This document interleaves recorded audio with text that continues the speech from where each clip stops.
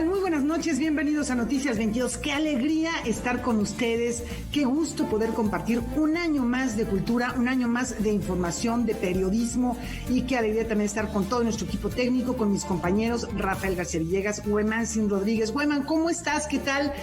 Pues esta temporadita de fin de año, yo creo que con todo el entusiasmo y además con temas muy interesantes, con uno en particular que vamos a arrancar, que está candente.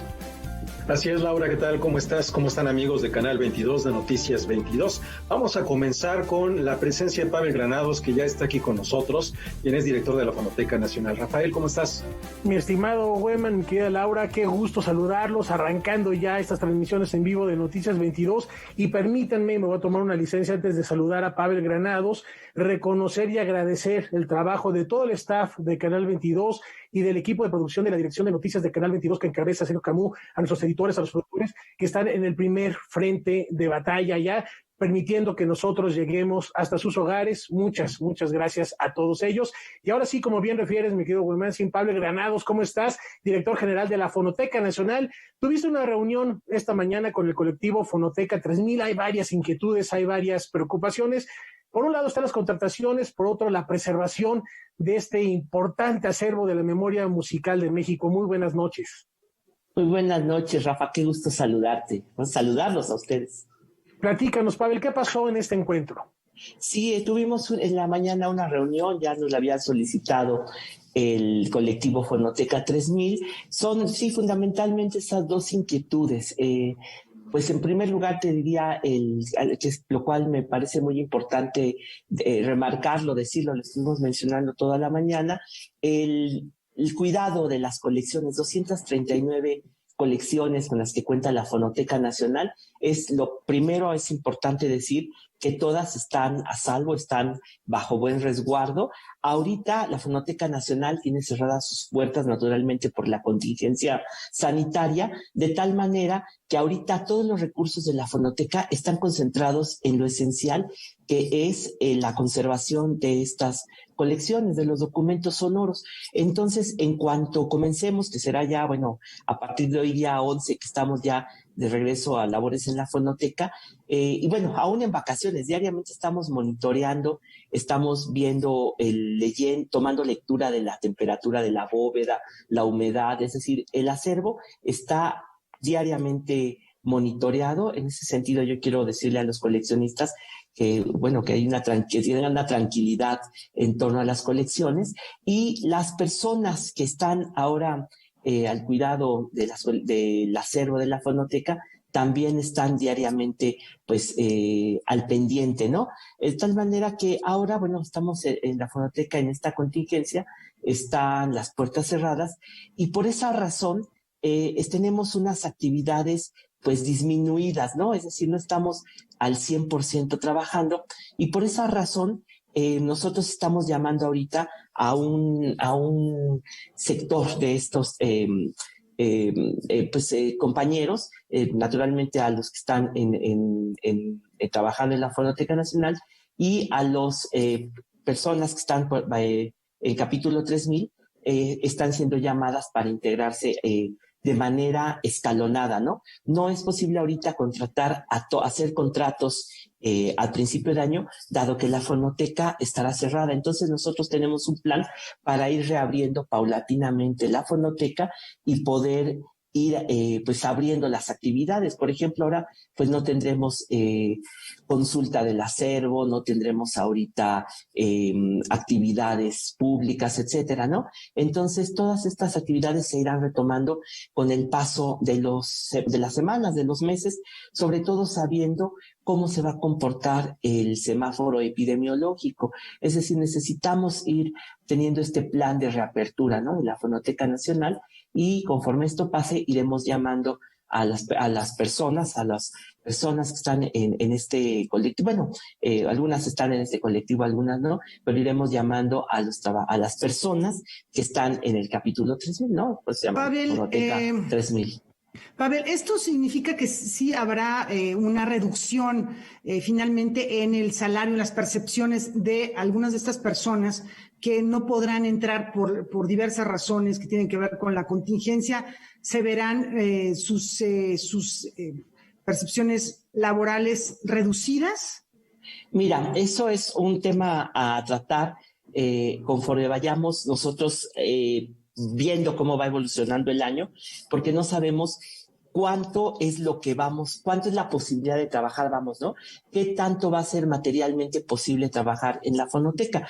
Por ejemplo, cuando abramos, por poner un ejemplo, la audioteca, que es donde se consulta el acervo, cuántos días se van a abrir a la semana, cuántas horas, todo eso depende también cuántas personas van a estar trabajando en la fonoteca. Entonces, de acuerdo a las funciones que vayamos haciendo, al porcentaje de apertura de la fonoteca, se irán haciendo estos contratos. Entonces, esa es una de las cosas, digamos, difíciles, ¿no? En que tiene esta pregunta, porque no podemos planear ahorita de aquí a diciembre cuánto se va a trabajar, de tal manera que conforme vaya avanzando el año, vamos a poder ir estableciendo por cuántos, de qué tamaño, digamos, va a ser el trabajo que van a hacer las personas que vayamos nosotros llamando, y entonces vamos a ir viendo los montos de esos contratos, ¿no? Entonces es una pregunta difícil en ese sentido, porque vamos a ir viendo cuál es la posibilidad material de trabajar en la Fonoteca Nacional. Pavel, pero si hay recortes importantes en la institución. Bueno, recortes, yo te diría que más bien de lo que se trata, más que recorte, es la disminución de actividades de la fonoteca, ¿no? Okay. Entonces, ahorita estamos nosotros usando esos recursos adecuados a ese trabajo que vamos a hacer ahorita, porque estamos en casa, entonces ahorita realmente estamos concentrando este presupuesto en las actividades esenciales. ¿Qué pueden ser las actividades esenciales? Pues ese cuidado de las bóvedas, ese monitoreo. Por ejemplo, no podemos ahorita ingresar material nuevo a la fonoteca, no pueden entrar documentos, pero sí nos llegan documentos digitales. Entonces, ahorita sí necesitamos gente que se dedique a la ingesta de documentos digitales, a la catalogación de esos documentos digitales, dado que no podemos estar, hay actividades que no se pueden realizar ahora. Conforme se vayan abriendo, vayamos teniendo esas actividades que ya se puedan hacer, iremos llamando a la gente. Digamos que esa es la lógica de nuestro plan, ¿no? Oye, Pavel, has tenido una reunión con 30 personas sí, para hablar de las actividades de la fonoteca y la forma en la que se podrán organizar todas ellas. ¿Habrá una segunda reunión también para escuchar nuevas propuestas? ¿Cómo ha sido este encuentro? ¿Saben que tendrán alguna fecha en específico para las propuestas siguientes? ¿Cómo quedó al final esta reunión? Sí, bueno, realmente esta reunión fue para escuchar, ¿no? Conocer lo que tenían que decir cada uno de estos compañeros. Pues a todos los conozco, yo conozco el trabajo de cada uno de ellos, respeto mucho el trabajo de cada uno de ellos. Yo les dije, y creo que es algo difícil de decir, pero naturalmente hay que decirlo, que no estamos en las mismas condiciones de otros años. Ahorita estamos en una situación que nos supera, y esa es la razón por la cual no podemos hacer todas las cosas que quisiéramos. Entonces escuchamos, porque estuvo también el director general de Administración de la Secretaría de Cultura, el licenciado Federico Lin, estuvimos escuchando, y bueno, de algún modo lo que hicimos fue primero oír todas estas peticiones, escuchar lo que nos decían, las dudas, las inquietudes que tenían, dar nosotros estas respuestas que ahora mismo les estoy dando a ustedes, el por qué no se están llamando a todas las personas a trabajar desde ahora. Y sí hay algunas cosas, algunos puntos que quedaron pendientes, y nosotros, aunque no en la reunión establecimos una fecha precisa, sí estamos a la espera, por ejemplo, de seguir manteniendo contacto con ellos. Hay una comunicación, pues, está abierta, digamos, y nosotros esperamos también nosotros trabajar en las cosas que quedamos. Algunas cosas de esas, por ejemplo, nos preguntaron cuáles son las funciones sustantivas y cómo las definimos. Entonces nosotros vamos a hacerles a decirles cuáles son esas funciones que consideramos sustantivas, esenciales de la fonoteca hoy que está cerrada, y cómo serían después las otras, ¿no? Las que vienen a continuación. Entonces, estas cosas las vamos a presentárselas, pero también estamos, claro, esperando nosotros quizá formalizar algún temario para nosotros pues platicarlo con ellos. Sí, naturalmente que estamos abiertos a continuar platicando, escuchando, bueno, pues creemos que es un diálogo que necesita continuar, ¿no? Es necesario, Pavel, agradecemos mucho este tiempo y estaremos al pendiente de lo que suceda en estos próximos encuentros. Una situación que lamentablemente no solo vive la fonoteca, sino varios sectores de la cultura y en general de los negocios en el país. Estaremos muy al pendiente de lo que suceda más adelante y esperemos pronto nosotros ser los que superen esta situación y poder regresar a la fonoteca, esas sesiones de escucha, a consultar esos acervos, a disfrutar de conciertos, presentaciones de disco y mucho más. Gracias, Pavel. Esperemos que sí. Muchísimas gracias. Gracias a ti, mi querido Pavel. Un fuerte abrazo. Y a propósito de actividad cultural, les comentamos que la semana pasada el secretario de Relaciones Exteriores, Marcelo Ebrard, inauguró la segunda reunión de embajadores y cónsules de México, un encuentro para dialogar sobre varios temas, entre ellos también la pandemia, pero la cultura, que subrayarlo, se hizo presente en este encuentro. Este lunes 4 de enero inició la 32ª reunión de embajadores y cónsules de México de manera virtual.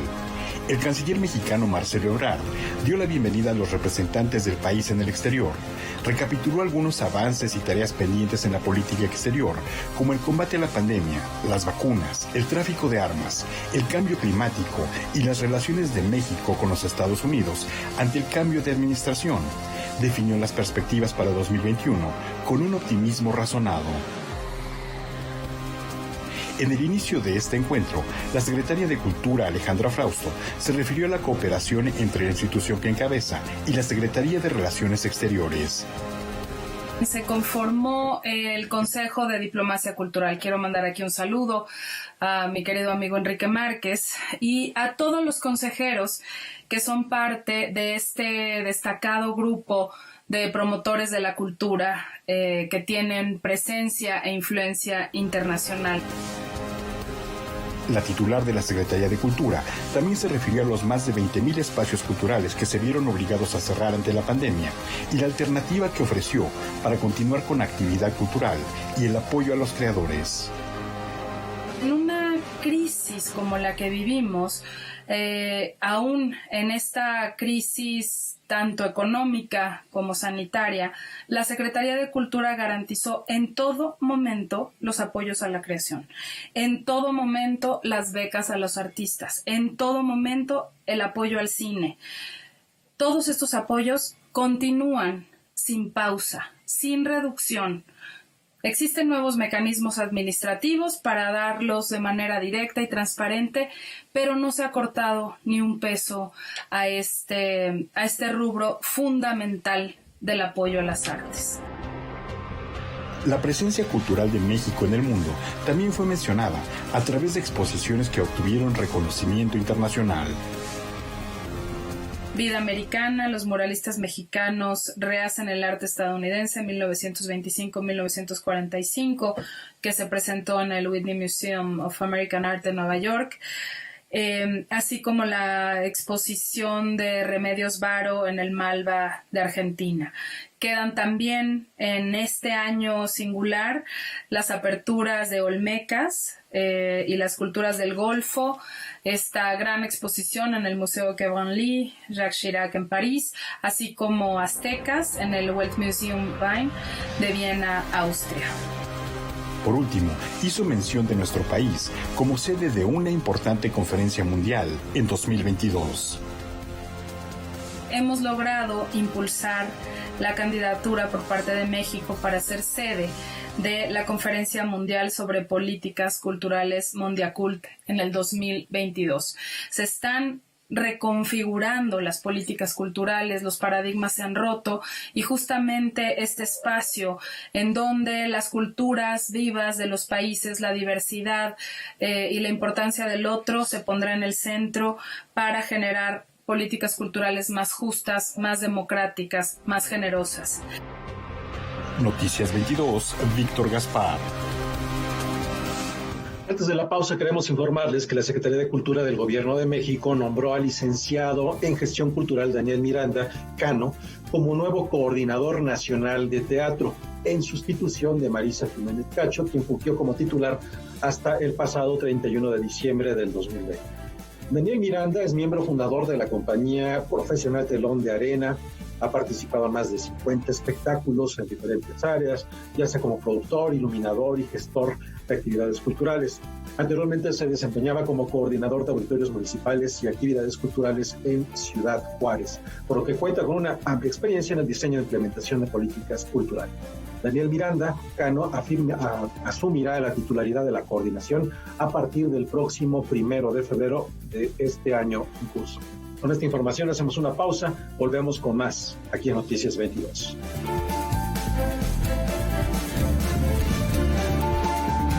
Próxima estación, Hidalgo.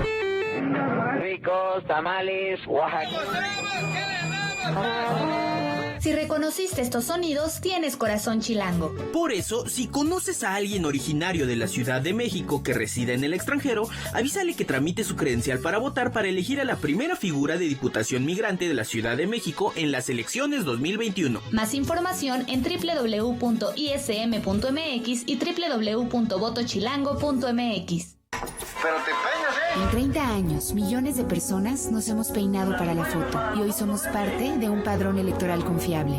La camaleonina no cambió, pero tu INE sí, y hoy cuenta con más de 20 medidas de seguridad. Millones de personas no escuchamos un "te lo dije" y pudimos votar. En 30 años, la ciudadanía y el INE hemos construido nuestra democracia. Hoy estamos preparados para la elección más grande de nuestra historia que se llevará a cabo en 2021. Contamos todas, contamos todos. INE. Somos la nueva fuerza política de México. Llegamos para impulsar la fuerza de las y los jóvenes, la fuerza de las mujeres y la igualdad, la fuerza del medio ambiente. No somos ni de izquierda ni de derecha, somos centro progresistas. Somos el partido de la fuerza de miles de mexicanas y mexicanos, como tú y como yo. No venimos a pelear, sino a construir con fuerza. Súmate y lograremos con fuerza un México que es más grande que sus problemas. Fuerza por México, el partido fuerte de México.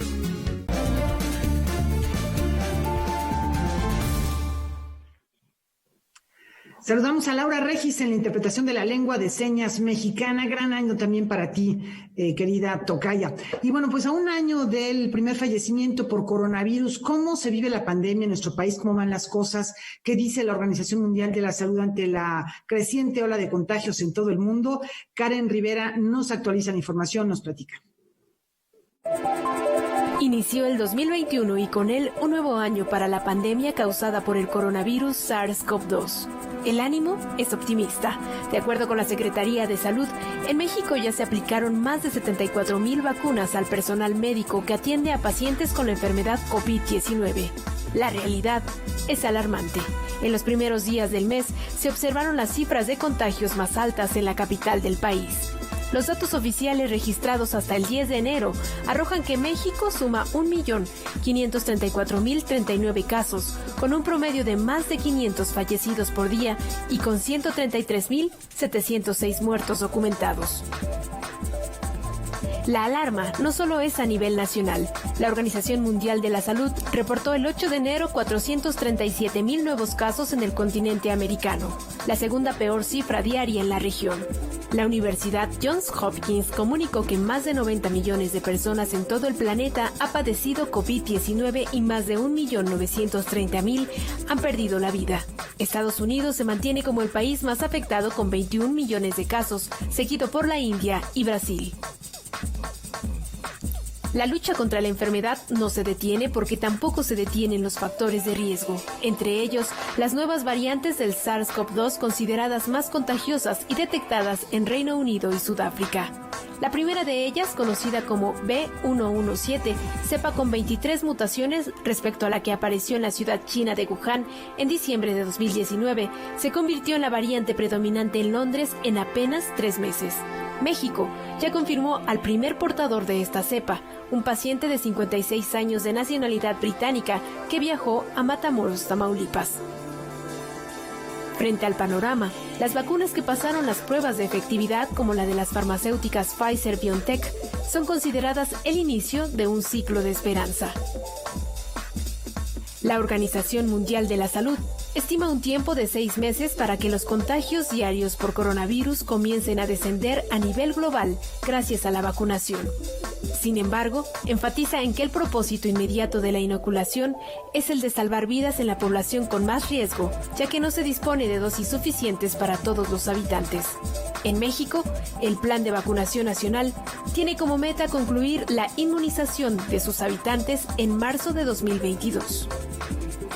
La OMS hace un llamado a continuar con las medidas de protección personal como la de evitar reuniones y utilizar mascarillas, porque sin ellas la vacunación no tendrá el efecto deseado. A un año de la primera muerte causada por coronavirus confirmada en China el 9 de enero de 2020, la pandemia sigue fuera de control.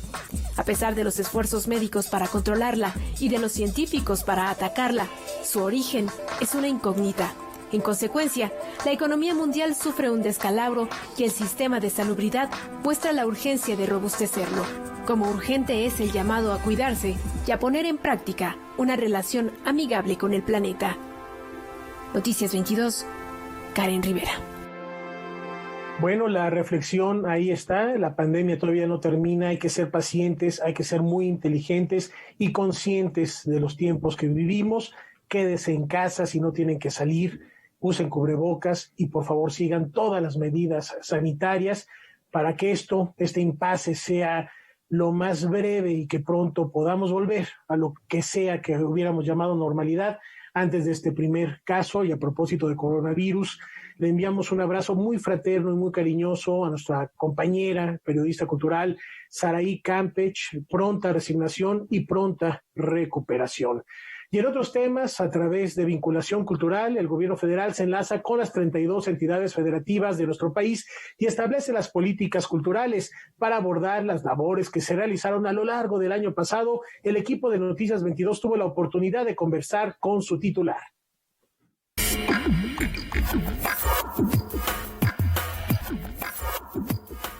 Fue un año particularmente complejo porque iniciamos con muchísima esperanza, con muchísimos proyectos, con la intención de duplicar lo trabajado en 2019, ¿no? Empezamos con reuniones en todos los estados, bueno, una gira que se quedó como un poquito trunca, ¿no? En varios estados para aumentar el número de municipios, evaluar las acciones 2019, replantear qué es lo que íbamos a hacer en 2020, etcétera, ¿no? Entonces, iniciamos así, después con el confinamiento, con todas las medidas de sana distancia por la contingencia sanitaria, tuvimos que accionar muy rápido para replantear todo lo que habíamos planeado. Los dimos a la tarea, junto con las maestras, los maestros, los promotores culturales, de diseñar una ruta de trabajo en los casos en los que no había conexión a Internet, para que se diera seguimiento al trabajo artístico de las niñas, los niños, los jóvenes en sus casas. La atención que se tuvo, aún así, pues en el caso de los semilleros, que es el ejemplo que estamos hablando, bueno, pues continuamos con 329 semilleros en estas modalidades híbridas, más de 11,000 niñas, niños, jóvenes que continuaron con su trabajo y su desarrollo artístico, e incluso en algunos casos se hicieron unos ejercicios muy interesantes de obras de teatro vía virtual y compartidas así, o bien el montaje de obras musicales también, ¿no? En estas plataformas. Tuvimos alrededor de 104 cursos, talleres, seminarios, laboratorios, todos en línea, en donde participaron más de 15,000 personas, ¿no? Casi 16,000 personas de 479 municipios. Es un alcance que en años anteriores con el programa de capacitación cultural, bueno, pues no, desde luego no se tenía. Y sobre todo intentamos plantear algunos enfoques que son importantes para la Secretaría de Cultura, ¿no? Por supuesto, el trabajo comunitario, pero también el enfoque de género, la perspectiva de derechos culturales y de derechos humanos en la promoción cultural. Además, la funcionaria también nos compartió los avances de la plataforma TELAR y las actividades que están diseñándose para este 2021.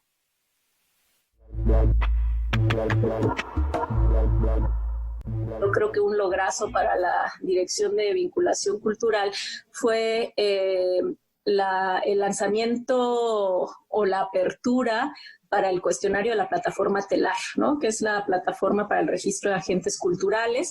El año pasado, antepasado, el 19, estuvimos en comunidades haciendo el registro, pues en cada una de las jornadas territoriales, y ahora se abrió el cuestionario en internet.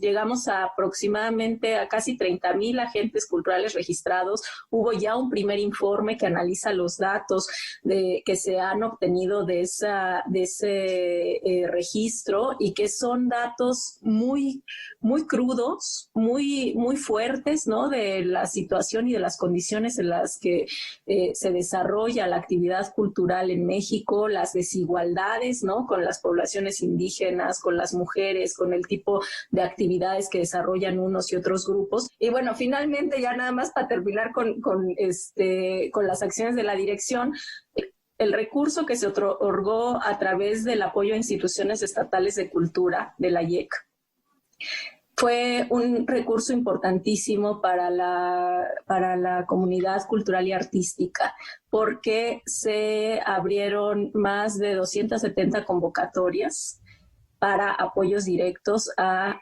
agentes culturales que desde luego pues no estaban teniendo oportunidades laborales al estar los centros y los espacios culturales cerrados, ¿no? El tema es continuidad, ¿no? O sea, justo es un año en el que tampoco planeamos crecer, ¿no? Los pasos tienen que ser muy firmes, ¿no? En el trabajo que se realice.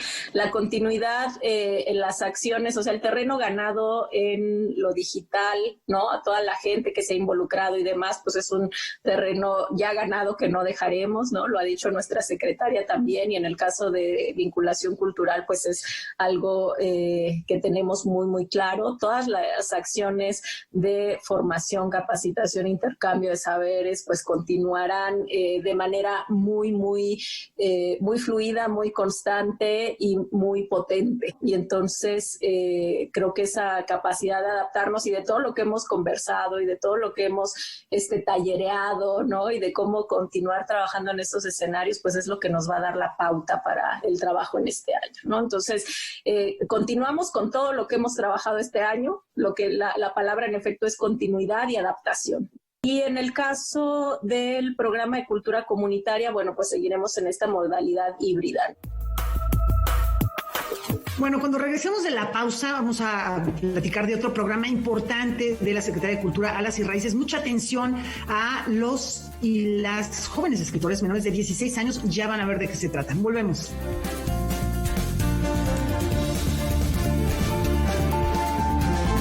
En Morena estamos unidos para sumar ideas, esfuerzos y esperanzas. La lucha nos reúne y nuestra diversidad nos fortalece. Juntas convertiremos los retos en victorias. Juntos vamos a consolidar la cuarta transformación. Este movimiento avanza con honestidad y austeridad, en el barrio y en el campo, con millones de manos, mentes y corazones. Este partido le pertenece al pueblo. Cuando gana Morena, gana el pueblo de México. Morena. En Morena estamos unidos para sumar ideas, esfuerzos y esperanzas. La lucha nos reúne y nuestra diversidad nos fortalece. Juntas convertiremos los retos en victorias. Juntos vamos a consolidar la cuarta transformación. Este movimiento avanza con honestidad y austeridad, en el barrio y en el campo, con millones de manos, mentes y corazones. Este partido le pertenece al pueblo. Cuando gana Morena, gana el pueblo de México. Morena. Vivimos en una ciudad violenta, con falta de agua, aire de mala calidad y pocas oportunidades de crecimiento. La misma forma de gobernar desde los años 90. Burocracia, lentitud y sin visión de futuro.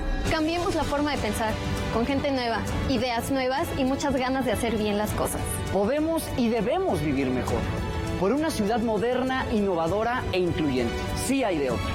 PAN, Acción por la Ciudad de México.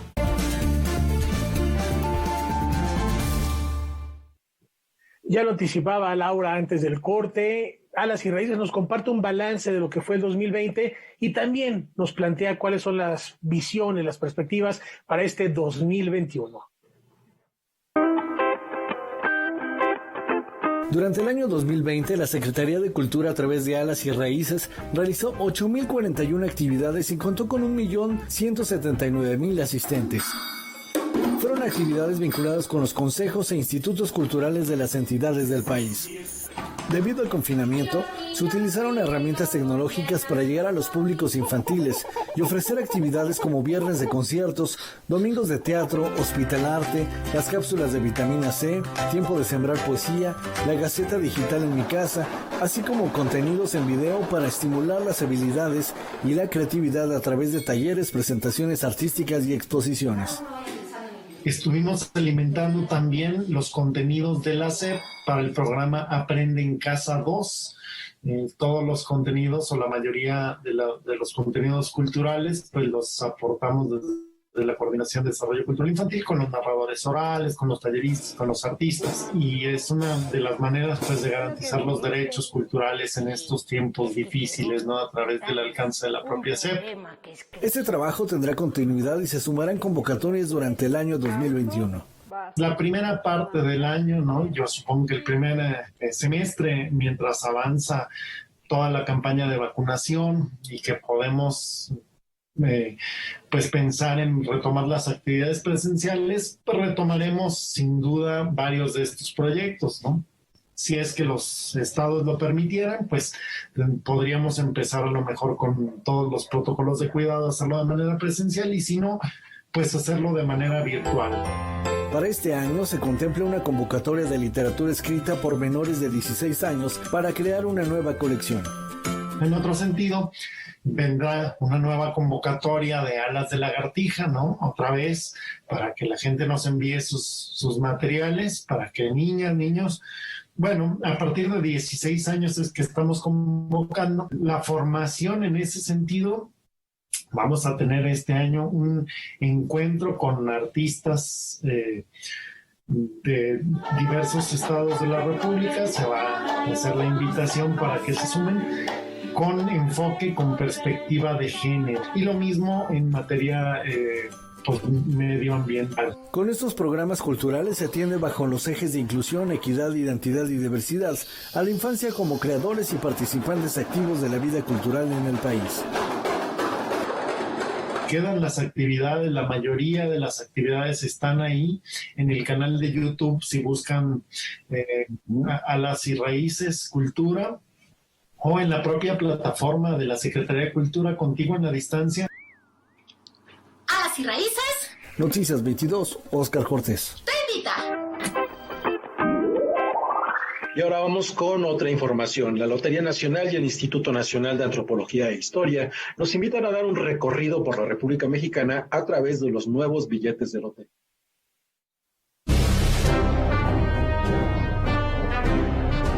De enero a octubre de 2021, la Lotería Nacional emitirá billetes con imágenes de 32 zonas arqueológicas de México.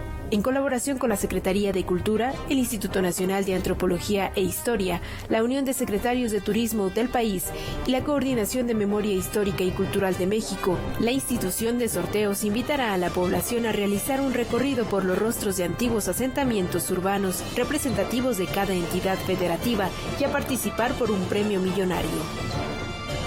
Ha declarado 2021 año de la independencia y de la grandeza de México, y son los eventos conmemorativos históricos que van a tener lugar durante el año, lo que nos llevó a trabajar de la mano con el Instituto Nacional de Antropología e Historia.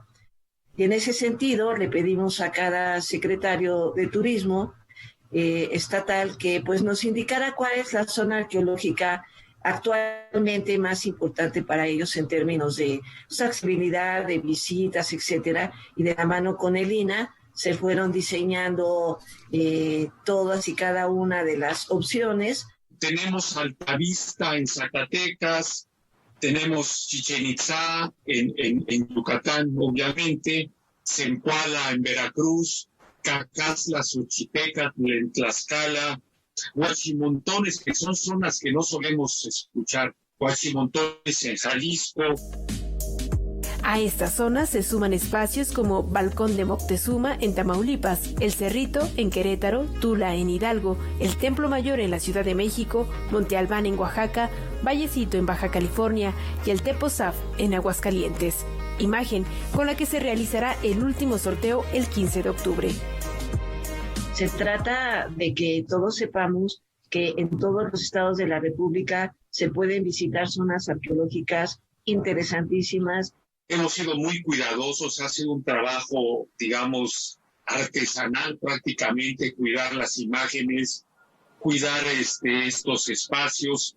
Es una oportunidad única de poder, digamos, de divulgar, que es una obligación de nuestro instituto, esta riqueza arqueológica y dar ese sentido de pertenencia a todos los estados de la República, a toda la comunidad. El próximo sorteo se llevará a cabo el viernes 15 de enero. Noticias 22, Karen Rivera. Bueno, pues ahí tienen una muy buena forma de tener presentes estas imágenes que forman parte de nuestra historia, de nuestro patrimonio arqueológico. Fíjense que el Seminario de Cultura Mexicana también estuvo con nosotros, nos reveló sus planes para el 2021, la manera en que se van a sumar a la conmemoración de la consumación de la Guerra de Independencia y también al centenario de la Secretaría de Educación Pública. Vamos a escucharlos. Nivada presenta. En el 2020, el Seminario de Cultura Mexicana firmó convenios con la Universidad de Vizcaya en Manzanillo, la Universidad Autónoma de Occidente en Sinaloa y con la Fundación Beckman en Tequila, Jalisco. Se abrió la corresponsalía en Mazatlán, Sinaloa, y se nombró a la doctora Ana Barahona y al doctor Javier García Diego como nuevos miembros de la institución. Elaboró 60 videos con temáticas especializadas con los miembros, realizó recorridos virtuales de las exposiciones programadas en la galería y sus cuentas de redes sociales tuvieron un incremento considerable de visitantes. Para el 2021, el Seminario de Cultura Mexicana tiene planeadas actividades especiales sobre 3 ejes principales. El primero, el centenario de la Secretaría de Educación Pública.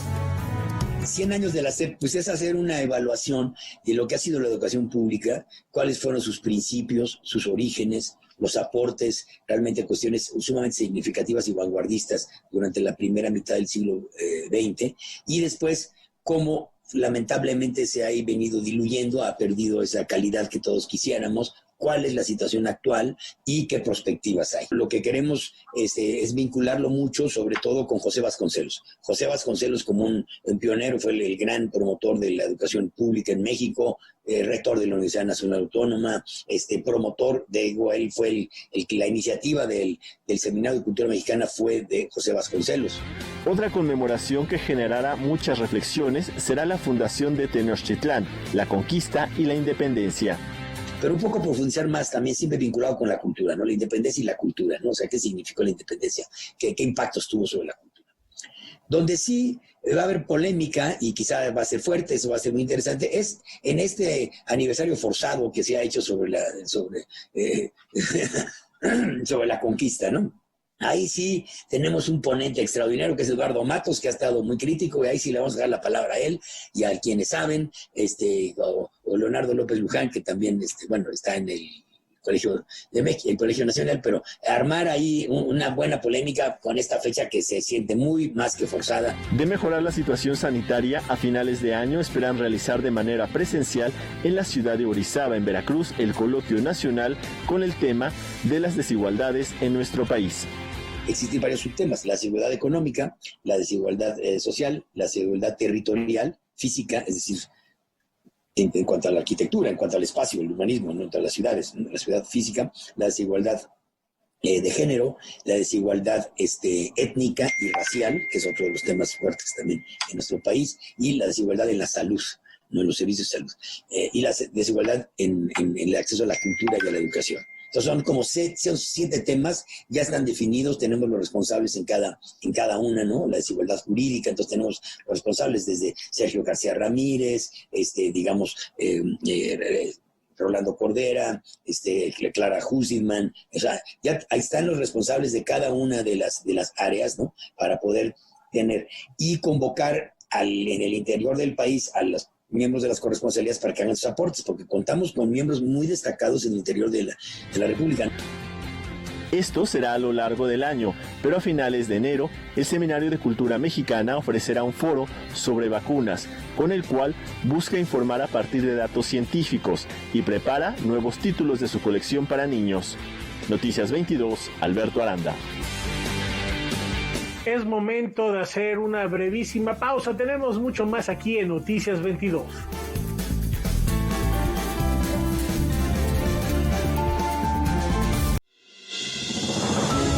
Canal 22 es arte, conocimiento, diversidad, imaginación, opinión, pluralidad.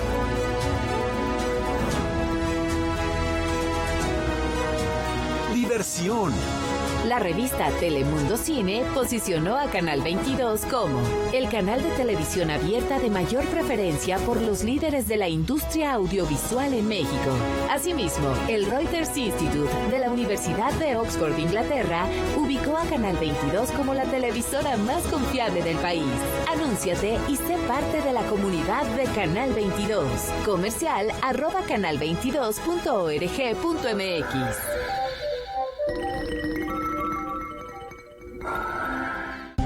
Las personas tenemos 3 vidas en realidad, la vida pública, la vida privada y la vida secreta.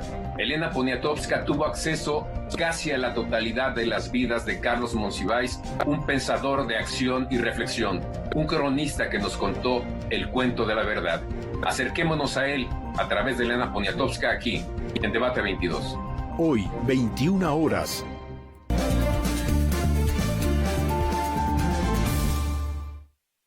Bueno, este año se conmemora el bicentenario de la consumación de la independencia de México, que fue el 27 de septiembre, tras una larga lucha. Bueno, pues los habitantes de Teloloapan, en Guerrero, reviven el icónico, el famosísimo abrazo de Acatempan por medio de una representación escénica. Vamos a ver de qué se trata.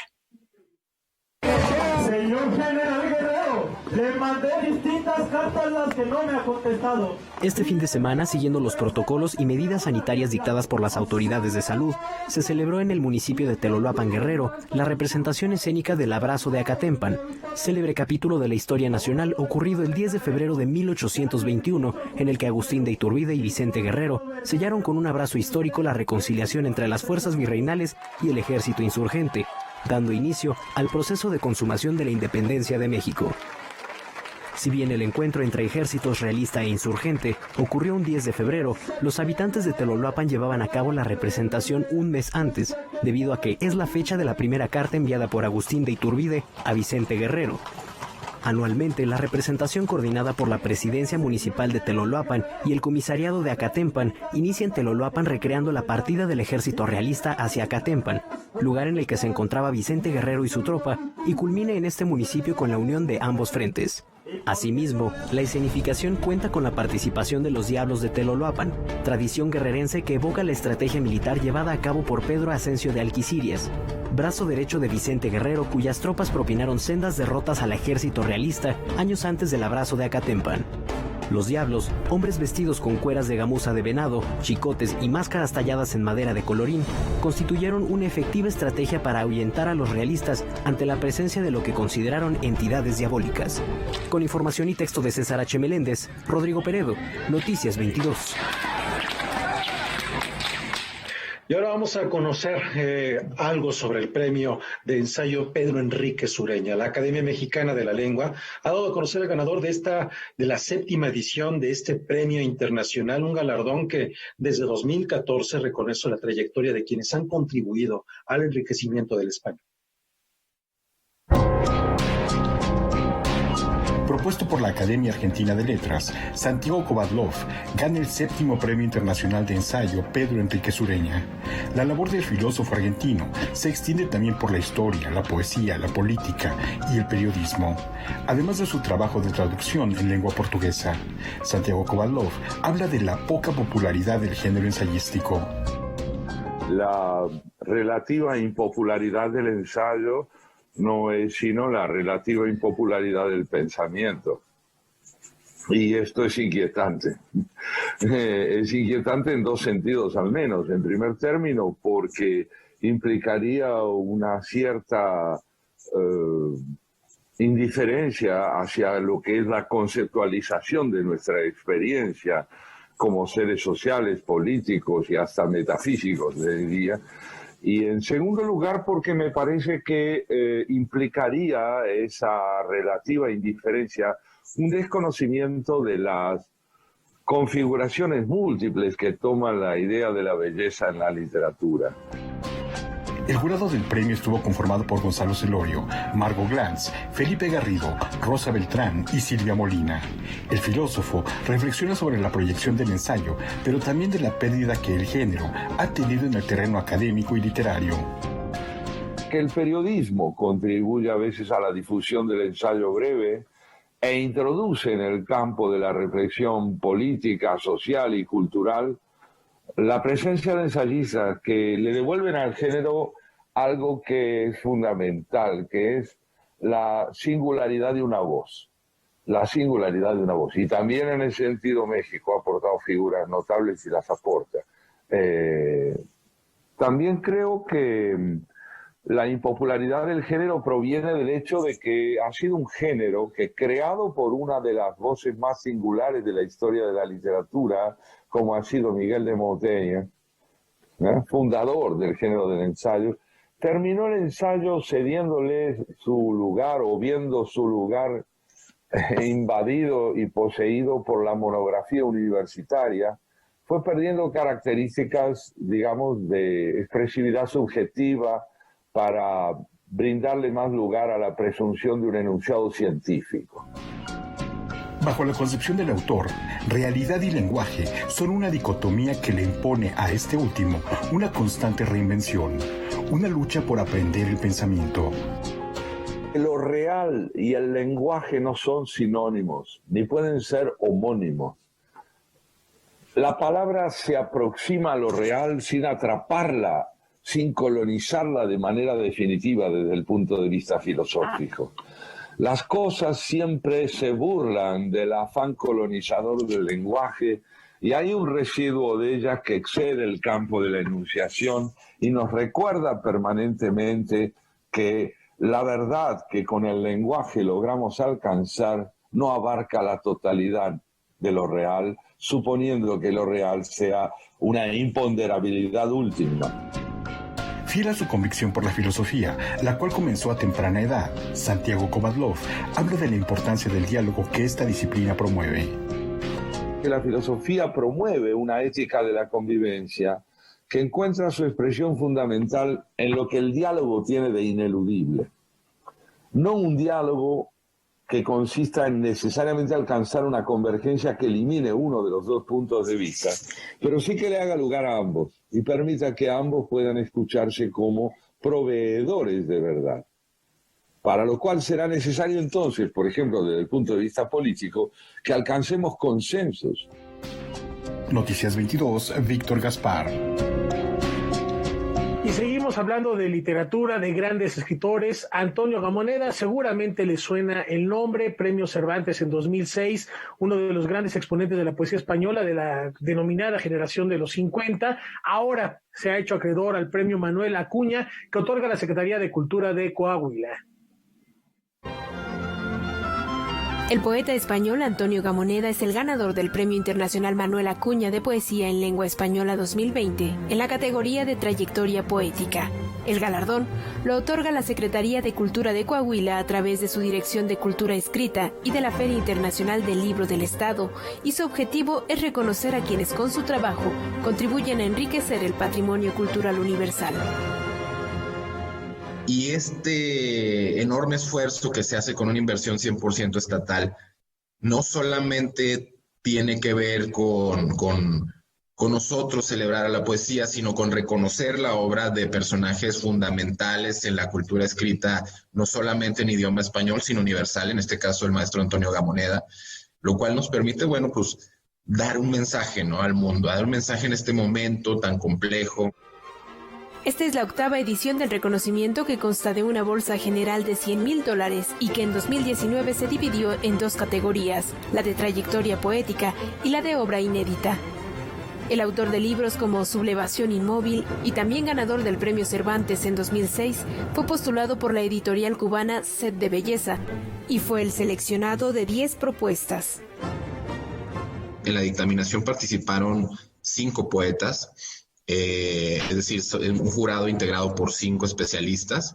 Entre ellos, pues estuvo la maestra Sara Olive, la maestra Carla Fessler, el maestro Luis Armenta Malpica, el maestro Jorge Esquinca y también el poeta Julio César Félix. Creo que este jurado maravilloso, integrado por estos 5 especialistas, tuvo la mejor decisión. El maestro Antonio Gamoneda es un hombre que le ha dedicado su vida a la poesía. Es un hombre que aún a sus 89 años tiene una vitalidad importante, tiene toda la voluntad de estar con nosotros. Si las condiciones sanitarias lo permiten, el Premio Manuel Acuña de Poesía en Lengua Española será entregado como parte de la Feria Internacional del Libro de Coahuila en mayo. Encuentro que tendrá como invitados de honor a Italia, Oaxaca y la Academia Mexicana de la Lengua. Noticias 22, Karen Rivera. Bueno, ya nos vamos. Gracias por estar con nosotros en esta nueva etapa. Reitero, yo también me uno a la felicitación de Rafa, todo nuestro equipo que está en cabina, que no ha dejado de presentar toda esta labor cada día. Y bueno, pues estaremos con ustedes a lo largo de un año, que ya escuchamos algunos de los aniversarios que habrá. Les tenemos muchas sorpresas, ya les iremos platicando varias de ellas a lo largo de los siguientes días para que estén muy al pendiente de programación especial, reportajes, entrevistas que tendremos en torno a estos aniversarios, Rafa. Y nos despedimos con un compositor, con Domenico Cimarosa, que cumple 220 años de su fallecimiento. Así es una fecha redonda. Es un autor que estuvo mucho tiempo desconocido, a pesar de que en sus épocas máximas, que estaba el clasicismo italiano, en aquel siglo XVIII, Nápoles todavía era un reino. Cuenta la leyenda que Leopoldo II, emperador del Sacro Imperio Romano, cuando va al estreno de la ópera El matrimonio secreto, le gustó tanto que pidió que se repitiera íntegra la ópera. Él, junto con Paciello, forman el cenit musical operístico de la ópera cómica de Italia de aquella época. Yo lo recordamos por este aniversario redondo. Tiene más de 90 óperas compuestas, misas, e insisto, en el siglo XIX, en el romanticismo, quedó un poco olvidado y afortunadamente se ha rescatado con grandes propuestas como esta que vamos a escuchar un fragmento de su maestro de capilla, que es también uno de los caballitos de batalla en el ámbito internacional, y esperamos que lo disfruten, Güeman. Pero pues con eso nos despedimos. Cabe mencionar rápidamente que es un personaje muy interesante. Sí fue olvidado, sin embargo fue un niño prodigio, fue un niño que leyó muchísima literatura antigua, que estuvo en una academia durante 11 años. Entonces el resultado es verdaderamente interesante, y creo también, Rafael, Laura, que es mucho más rico disfrutarlo cuando conocemos un poco cómo era la geopolítica de esa época, dado que muere en Venecia, cuando Venecia formaba parte del Imperio Austriaco, así que era un ducado, ¿no?, del Imperio Austriaco. Así que resulta muy interesante todo el tipo de influencias que había en la creación de esa Europa previa a la que es mucho más conocida en la ópera hoy día, que es el siglo XIX. Eran otros tiempos. Los dejamos con música. Nos vemos el día de mañana.